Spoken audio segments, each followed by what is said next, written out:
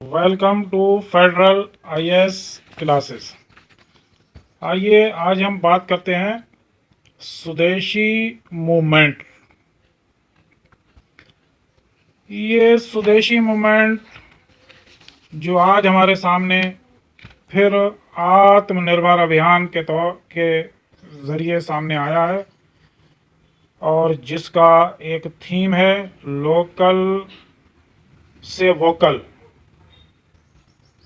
ये मूवमेंट जो 2020 में कोविड-19 के टाइम आत्मनिर्भर अभियान के तौर पर सामने आया है। जब इसकी हिस्टोरिकल बैकग्राउंड में हम जाते हैं तो हमारे देश में स्वदेशी मूवमेंट 1906 से 1906 से 1908 तक चला था और ये हिस्ट्री में बहुत इम्पोर्टेंट मूवमेंट है और कंपटीशन के पर्पस से बहुत आता है, इससे बहुत क्वेश्चन आते हैं। जहाँ तक स्वदेशी मूवमेंट की बात है तो इंडिया में अगर रियल में देखा जाए तो ये पहले ही इस कॉन्सेप्ट को देने वाले जो सबसे पहले पर्सन है वो स्वामी दयानंद सरस्वती।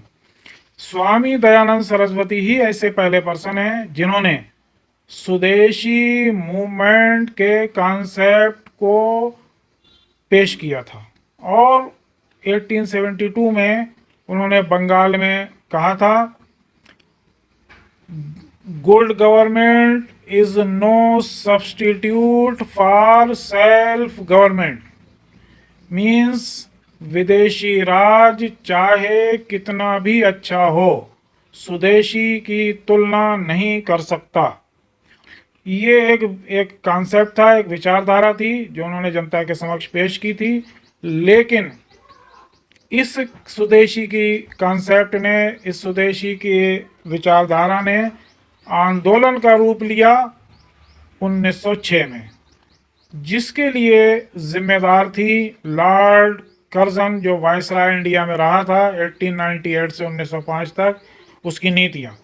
और उसने, कर्जन ने इंडिया में सबसे पहले डिवाइड एंड रूल की पॉलिसी को लॉन्च किया, नेशनलिज्म या राष्ट्रीयता की विचारधारा को तोड़ने के लिए। उसने 1905 में पार्टीशन ऑफ बंगाल किया। ये सांप्रदायिकता, कम्युनलिज्म पर आधारित था। बंगाल को, पूर्वी बंगाल, पश्चिम बंगाल, दो टुकड़ों में तोड़ दिया गया था। इस बंग पार्टीशन ऑफ बंगाल का जबरदस्त तरीके से इसका विरोध शुरू हुआ और इसका विरोध करने के लिए एक बहुत मजबूत हथियार के तौर पर स्वदेशी मूवमेंट को यूज किया गया। जुलाई में पार्टीशन ऑफ बंगाल के लॉर्ड कर्जन ने अनाउंस किया था और ये अक्टूबर में जाके पार्टीशन कर दिया गया था बंगाल का। पूर्वी बंगाल मुस्लिम मेजॉरिटी, पश्चिम बंगाल हिंदू मेजॉरिटी। इसके अगेंस्ट एक आंदोलन शुरू हुआ और दिसंबर 1905 में 1905 में कांग्रेस का अधिवेशन बनारस में हुआ। जो इनका एनुअल सेशन होता था वो बनारस में हुआ और उसमें अध्यक्ष बने उदारवादी कांग्रेसी नेता गोपाल कृष्ण गोखले, जिसमें भंग मूवमेंट को चलाने की बात की गई और पार्टीशन ऑफ बंगाल की निंदा की गई पुरजोर तरीके से, और साथ ही साथ स्वदेशी मूवमेंट की ओके किया गया, स्वदेशी मूवमेंट की अनुमति दे दी गई। 1906 में फिर कांग्रेस का अधिवेशन एनुअल कलकत्ता में हुआ, जिसके अध्यक्ष दादा भाई नौरोजी बनाए गए। इस अधिवेशन में कांग्रेस ने स्वदेशी अपनाओ विदेशी बहिष्कार के प्रस्ताव पास कराए और इसके साथ ही ये मूवमेंट शुरू हुआ और ये 1906 से 1908 तक चला। उस टाइम भी भारतीयों ने इस आंदोलन को जी जान से चलाया था और विदेशी वस्तुओं का बहिष्कार किया था, स्वदेशी का प्रचार किया था। जो मिठाई बनाने वाले थे उन लोगों ने विदेशी चीनी का प्रयोग ना करने की कसम खाई थी।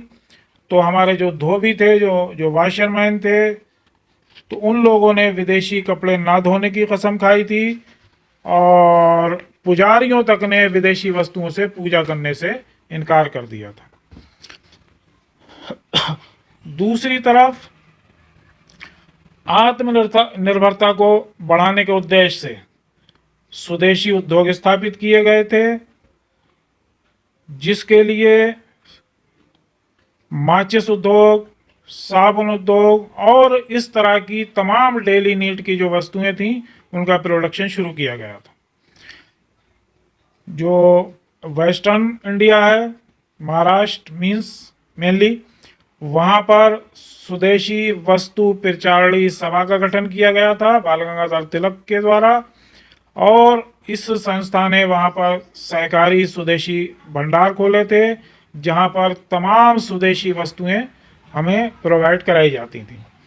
इसी तरह का काम साउथ इंडिया में भी हुआ और ट्यूटिकोरिन जो पूर्वी तट पर मद्रास के निकट है, वहाँ पर एक साउथ के नेता थे चिदम्बरम पिल्लई, उन्होंने स्वदेशी स्टीम नेविगेशन कंपनी खोली थी। जबकि दिल्ली देखा जाए तो दिल्ली में हैदर रजा इस स्वदेशी मूवमेंट के मोटिवेटर बने थे। इसमें केवल नेताओं का ही रोल नहीं था बल्कि पब्लिक ओपिनियन के लिए भी बहुत महत्वपूर्ण काम किए गए थे। और एक संस्था थी स्वदेश बांधव समिति, इसने जनमत तैयार करने के लिए महत्वपूर्ण योगदान दिया था और इस संस्था के संस्थापक कंपटीशन में बहुत आते हैं। एक टीचर थे 12 साल के जिनका नाम था अश्विनी कुमार दत्त। स्वदेशी आंदोलन ने हर फील्ड को इफेक्टिव किया था, चाहे वो पॉलिटिकल था चाहे वो इकोनॉमिक था, लेकिन अगर देखा जाए तो सबसे ज़्यादा इफेक्टिव किया था कल्चरल फील्ड को, सांस्कृतिक क्षेत्र को। और इसके लिए बहुत बड़ा योगदान रविन्द्रनाथ टैगोर को दिया जाता है, जो ऐसे पर्सन है एशिया में नोबेल प्राइज लाने वाले सबसे पहले। उन्होंने इस आंदोलन में कल्चरल तरीके से बहुत काम किया और उस टाइम उन्होंने स्वदेशी विचारधारा को बढ़ाने के लिए 2 राष्ट्रगान लिखे थे। एक का नाम था जो आज हमारा राष्ट्रगान है जन गण मन अधिनायक, और एक राष्ट्रगान उन्होंने लिखा था अमार सोनार बांग्ला, जो बांग्लादेश बनने के बाद बांग्लादेश का राष्ट्रगान बना दिया गया। और इस तरह से ये मूवमेंट 1908 तक चला और इसका इम्पैक्ट ये हुआ कि फिर ब्रिटिश सरकार को पार्टीशन ऑफ बंगाल को वापस लेना पड़ा था और हमारे यहाँ तमाम स्वदेशी उद्योग स्थापित हुए थे। लेकिन यह मूवमेंट फिर अपनी एक नई विचारधारा के रूप में सामने आया और ये तब आया जब हमारा पार्टीशन ऑफ इंडिया हुआ और हम इंडिपेंडेंट हुए, यानी 1947। 1947 के बाद जब हमने अपने देश की कमान संभाली तब हम इस पोजीशन में नहीं थे कि अपनी जो 39 करोड़ पॉपुलेशन थी उसके लिए भरपूर तरीके से अनाज पैदा कर सकें। इन हालात में हम अमेरिका से गेहूं आयात करते थे, इंपोर्ट करते थे, और अमेरिका हमसे एक मनमानी शर्त मनवाता था जो कंपटीशन में बहुत आती है, जिस समझौते का नाम था PL 480। और इस समझौते पर साइन कराने के साथ और तमाम धमकियां देने के साथ वो हमको गेहूं प्रोवाइड कराता था, जो लाल रंग का गेहूं होता था। तब भी हमने अपनी आत्मनिर्भरता को बढ़ाने के लिए फिर कसम खाई थी और एक मूवमेंट हमने फिर शुरू किया था 1965 में, जिसको हम कहते हैं ग्रीन रिवॉल्यूशन, हरित क्रांति। और उसका जो रिजल्ट आया वो ये आया कि हमने जी जान से काम किया और हाइब्रिड सीड का यूज़ किया, केमिकल फर्टिलाइज़र का यूज़ किया, इरिगेशन सिस्टम को आगे बढ़ाया, मशीनीकरण खेती को लेकर आए और रिजल्टेड हम खाद्यान्न के मामले में आत्मनिर्भर हो गए। और आज हमारे पास इतना खाद्यान्न उत्पादन है कि हम अपना यूज़ भी करते हैं और हम एक्सपोर्ट भी करते हैं। यही मूवमेंट आत्मनिर्भरता के तौर पर आज फिर हमारे सामने आया है। ये दूसरी चीज़ है कि आज हमारे सामने अमेरिका का मसला है या कोई विदेशी ताकत नहीं, बल्कि एक कोरोना बीमारी की वजह से जो आज हमारे सामने संकट आया है। और आज हमने फिर उसी आत्मनिर्भर अभियान का सहारा लिया है और आज भी हम फिर तमाम रणनीतियों को बनाने में लगे हुए हैं जिससे हम अपने स्वदेशी उद्योग स्थापित करें, स्वदेशी विचारधारा को आगे बढ़ाएं और लोकल से वोकल बने। ये फिर इतिहास अपने को दोहरा रहा है और इसके लिए हमारी भारत सरकार 20 लाख करोड़ का पैकेज जारी कर चुकी है, जिसके लिए 5 फेस में काम किया गया है। निर्मला सीतारमन ने अपनी 5 कॉन्फ्रेंस में इस पर अपनी जो रणनीति है उसको पेश किया है और इसी के साथ हम उम्मीद ये रखते हैं कि हम फिर जिस तरह से 1906 में हम सक्सेस रहे, 1950 के बाद हम आत्मनिर्भर बनने में सक्सेस रहे, आज फिर हम सक्सेस होंगे। इसी कामना के साथ मैं आपसे विदा लेता हूं।